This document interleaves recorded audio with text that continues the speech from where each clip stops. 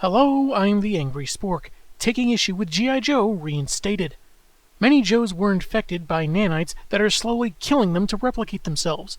Someone is leaking information to the press about Cobra that makes them look better than they are, and Snake Eyes and Scarlet bust out of their prison to warn their comrades. Thanks to a very chatty new villain called Mistress Armada, we learn the Destro we've been seeing is actually the long-lost son of the original, who left his mom for a long-term villainous will-they-won't-they with the Baroness. Now, hoping to make his deathly ill papa proud, Destro Jr. orders the nanite attack on the U.S.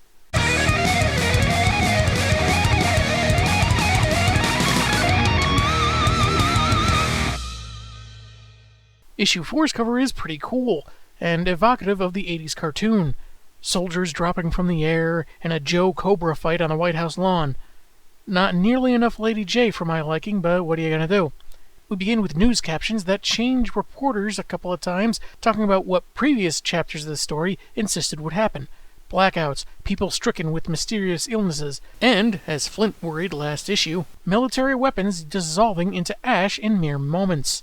And yet that didn't stop Elon Musk from reactivating Cobra's Twitter account. In a secret meeting of the mysterious Jugglers organization, Hawk is accused of fabricating the threat of Cobra to relive his glory days with his old crew, and it's considered more likely that other aggressors masterminded this current large-scale attack. Hawk calls these accusations a waste of time, especially since someone leaked the Joe team's reformation, giving the enemy time to prepare for the attack in the Everglades that went south, and makes it clear G.I. Joe is their only hope. We jump to a military caravan delivering relief supplies to a struggling city, but stopped by a blockade. They're ambushed by Major Blood and Cobra's squad, and are quickly subdued after their air support is taken out. Blood murders a soldier before rejoining the convoy, ordering his men to make sure that each care package is placed in their trucks for delivery with a Cobra pamphlet added. So you've decided to pledge loyalty to Cobra or die. Not very catchy, but it is straightforward, I'll give it that much. Countrywide, people unsure of what caused the power outages are handed free aid by Cobra, seeing friendly masked troopers or gruff but kind dreadnought bikers helping them when the government was a no-show, with no idea that their saviors mowed down soldiers bringing the supplies in the first place. This is all part of the younger Destro's plan, real name Alexander, as he and Mistress Armada stand ready in a Cobra tank in Washington, D.C.'s communication dead zone.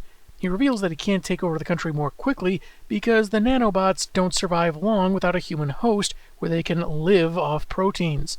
They've only reverse-engineered so much, and their full power is apparently known only to Cobra Commander, until Dr. Mindbender can extract the information.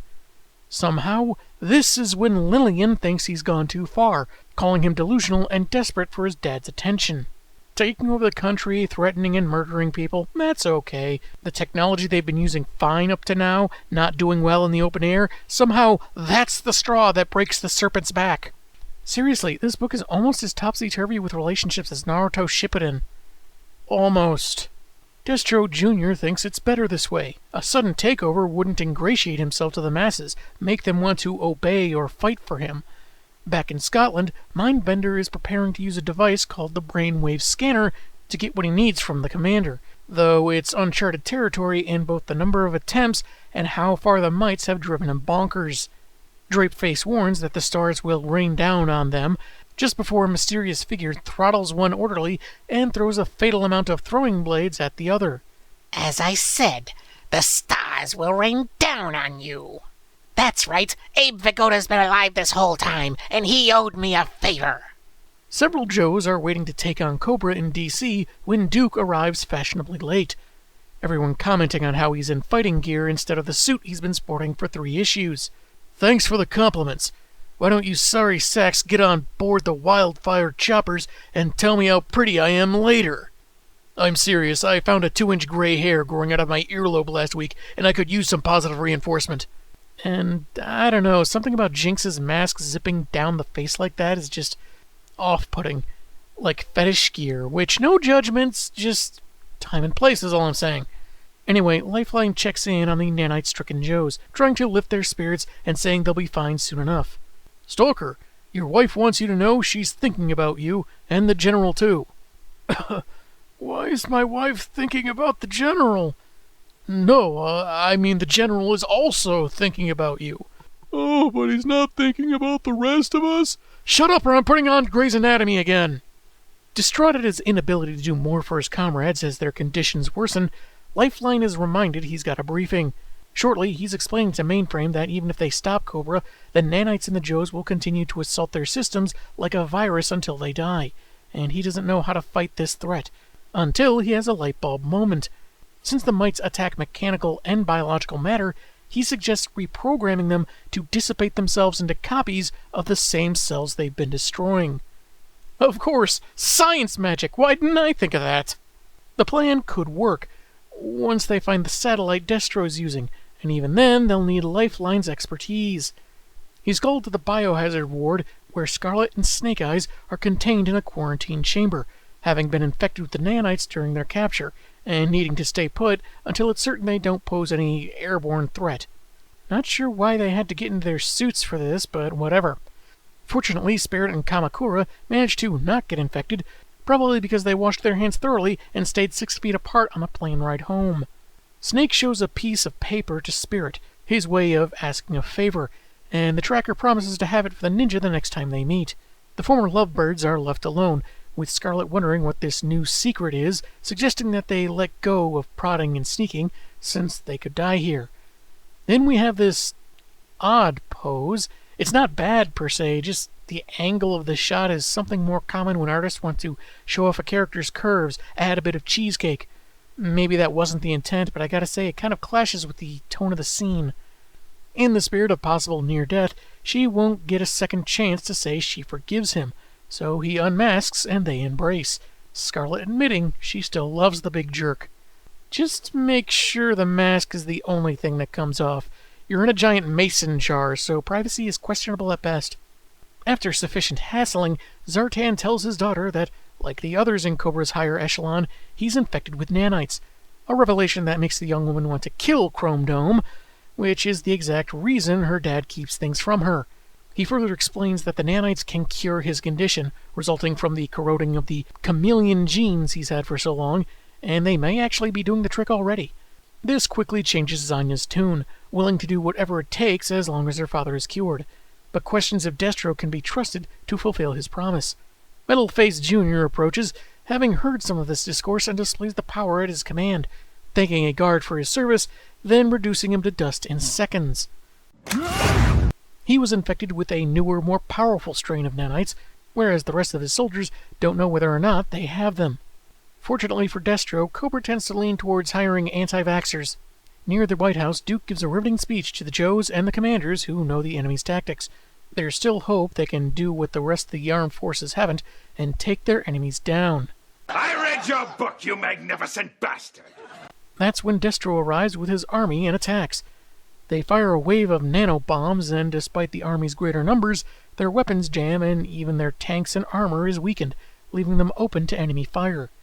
This is reason enough, I guess, for Destro to get the champagne going. We've replaced this power-mad tyrant's Dom Perignon with Diet Verner's. Let's see if he notices. So, while this chaos and loss of life is going on, what better time to get backstory on Firewall? She tells Mainframe what he apparently already knows from reading her file, that she'd done a lot of unsavory hacker stuff, taking money from accounts, messing with social security numbers, and even went into restricted government files and stumbled upon the existence of the nanites. She was arrested, but since they say she's one of the best hackers on the planet, she was approached to join up. She says she can do some good and wants Cobra to pay, and just as her boss is telling her to get some sleep after 36 hours, he's alerted to a call from the public service line. Someone rambling about Gaijin and some numbers, and they confirm there's a satellite with that name, and they know it's not a crank call because they verified the caller was Cobra Commander. The irony is that he thought he was calling 87.5's Billy Bobcat and the Morning Zoo crew. I guess the big battle ended real quick because a news broadcast cuts to the White House lawn, where the Speaker of the House explains that before the President and others were evacuated, it was decided they'd enlist the only organization that seemed to have a handle on the chaos throughout the country. Cobra. Their organized research into this threat, while we in Capitol Hill wasted time with partisan squabbling, has allowed them the upper hand. Maybe stop humoring the moron that keeps picking fights with Muppets and losing. He introduces Destro, who admits Cobra's questionable reputation, but promises their intentions to use their high-tech resources to help. As such, they've been given martial authority across the U.S., with factions beginning their aid today so the nation can get back on its feet. He's not at liberty to say what the cause of the disaster is, but he promises Cobra's not going anywhere until it's resolved. What happened to selling weapons to other hostile countries? Wasn't that part of your big plan from the get-go? Watching from his hospital bed, Papa Destro finds he can move again, even if he's still a bit weak. Listen to me. You don't want to lie in bed like a vegetable and do nothing the rest of your life. I've tried it. Bed sores hurt! Meanwhile, as Lady J is prepping her squad to parachute into the hot zone, they get a transmission from Mainframe, which is the best time to jump to Destro, presented with 4 captured Joe commanders. Let me see. Rock and Roll, Flint, Duke, and Captain Ahab. How did I do? I've been trying to keep up on my Joe trivia, you know. I got Shipwreck, but I didn't get Rock and Roll, so I guess he tied with me. They're apparently paralyzed by nanites, so he knocks them around a bit, then prepares to shoot them. When, surprise, they spring up and fight back. Flint explains they found his satellite, and reprogrammed the nanites to heal their victims. And we get a panel that shows off how well Flint takes care of his teeth. It's like one of those PSAs after the episodes of the show, but without breaking the immersion. However, Tin-Face breaks free and meets up with Mistress Armada, finding that the G.I. Joe's backup has arrived, and it is considerable. Lillian suggests ditching their suits, maybe blend in as civilians, but Alexander's mask has too much tech to simply remove, including vocal manipulators to mimic his dad's voice. A ladder falls from a helicopter above, and since evil beggars can't be evil choosers, they start climbing. Much to their surprise, their savior happens to be the Baroness. With the nanites neutralized, the Joes pour the heat on Cobra as the speaker gets away, revealed to have been Zartan, escaping in a car his daughter procured. A Cobra soldier seems to have the drop on Flint, but gets shot by Duke, saving his comrade. Flint looks genuinely upset, calls him a show-off, and walks away. Is this hinting at some beef the two had in the Marvel comic, or is he angry because he got rescued? Being married to Lady J should be reason enough to live, dagnabbit. News later reports that all Cobra troopers were apprehended, but their leaders managed to escape. The real house speaker was found bound and gagged in a closet with just a few minor injuries, and Duke informs the press that the Joes will be sticking around for the foreseeable future. And of course, some citizens started protesting Cobra Guard being arrested because they supplied aid when the government didn't. So Destro Jr.'s plan worked in a very minor way. Despite everything being Cobra's doing, some people won't admit they've been tricked. Yeah, that doesn't feel painfully relevant at all. Speaking of Alexander, he and Lillian have been locked up for 2 weeks, taking to arguing about him going too far and she following him every step, while apparently deprived of food and water, which they won't get until the revitalized Destro Classic gets an explanation. You, okay? He learned it from watching you! Roadblock is having a celebratory barbecue with all his Joe buddies, with focus on Scarlet and Snake Eyes showing her the box he had Spirit retrieve for him. The comic ends with him revealing a ring and his bare face for the reader as he proposes once more. That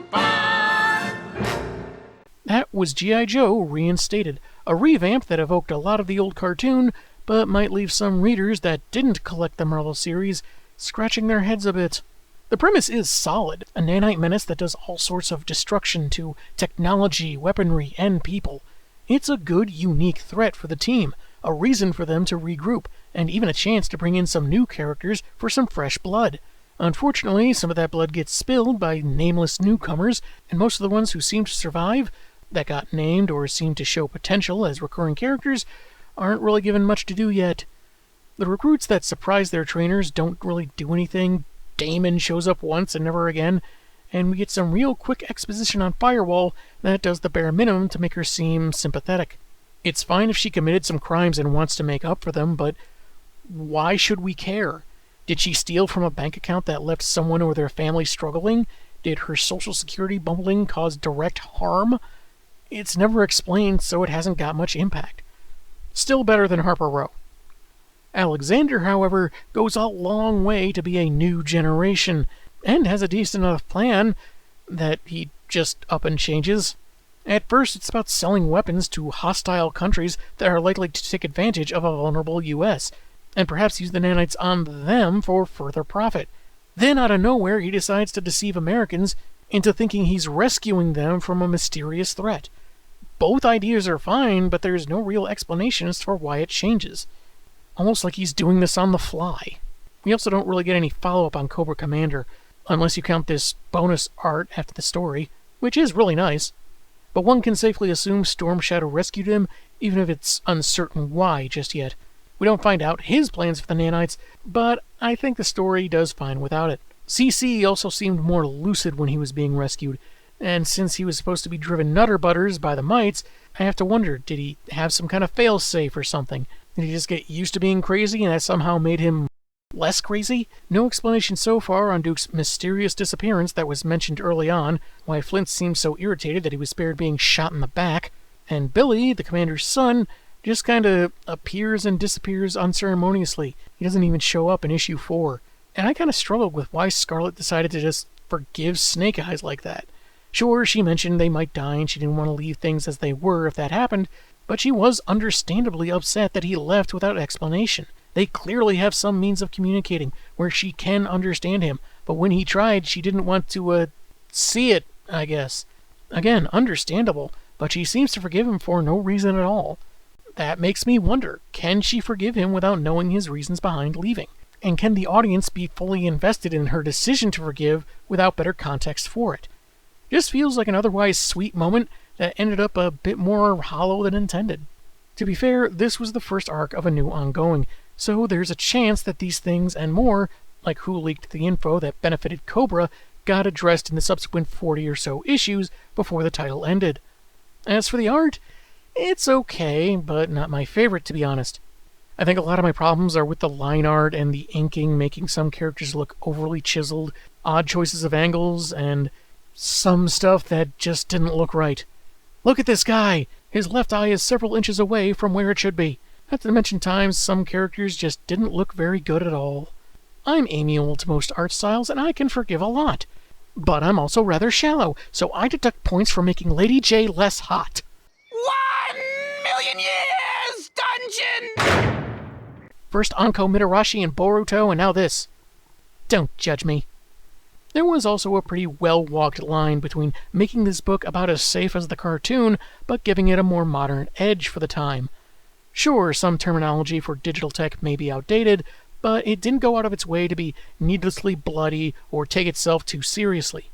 Frequently, they intentionally avoided certain curse words that'd be considered tame today, and many characters read like they actually had some personality, even if we didn't get too detailed. As for Snake's face reveal, I remember being pretty meh about it when I first read this in the early 2000s, since I hadn't been that into G.I. Joe for a long time, and he didn't seem all that unique to me. Though most of the time we saw him in the first couple of issues, he looked like he was supposed to be bald, and the lines made it seem like maybe his face was scarred, but clearly that's not the case. And considering hair generally grows at about a half-inch per month, does he have a mutant power to grow his hair quickly, or is more time passed in this story than I thought? Overall, this was a pretty good read, especially for the nostalgia feels, but there were a few areas where a knowledge of the series it's continuing could have potentially cleared things up. Still, there's a lot of good setup for future stories, though there was a criminal lack of Lady J. I'm the Angry Spork, and man, have I got issues.